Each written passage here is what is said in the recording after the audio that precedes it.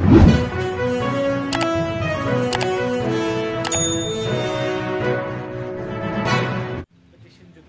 kitkam kibah kemat do jongka Meghalaya Pradesh Congress Committee kila penkre ban lech ying bisyar kebah kledu jongka di India kata ke Supreme Court lada ulampang umla ban pedang ya kecing ujor ban mat keteng ya kisawngut ki MLA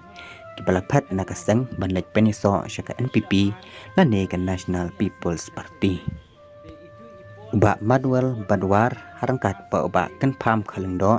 ubadai ucelman ka legal cell ula pentip bahasa Sisien ke Kongres kala ujor sya ulampang kayeng darbar tawang cela badai ban mat kerteng no ya barok sangut ki MLA Kongres ki balik pet ban peniso ya lade sya NPP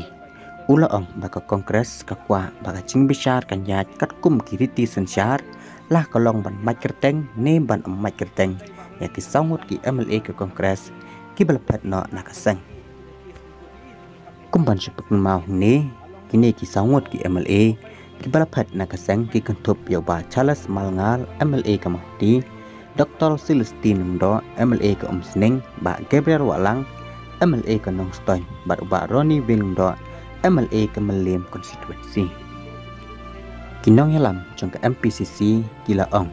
baya ke mukon rumah banekong la ujor da ba Ronnie Wing Ndo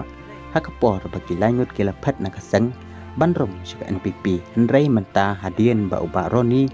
ulalaj bandrung saya lade syaka NPP la simtino da mau kabamot uba Manuel Badwar susu ula pentep baya kenega cing ujor kadai kebalpa naka AICC nado Delhi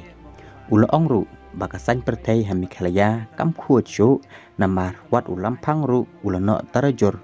long lai luchu kumshwa uba kenpam ulong balada ulampang ukentat ya kene ke jujur ka Kongres kan lech ying besar High Court balada ka syakentat ke High Court kan lech sa Supreme Court hadu banayo ya ka jing besar ke bahang udai ban sutho dei ke basum naman dei bahon jong phat mutasi la shani file tak na banlong te ngingi ya apswangi ha pendian me ki ko naman ka letter ru kadang supai hi apo ka kecisuan kami kecisuan dari kerana kadau ba hadin ba nakalen speaker ka first round baluan belum ba nakalen speaker dismiss our case to the court hadin kata nakalen jumi na sipo High Court nakalen jumi ka High Court sedang hearing ya ka petition jumi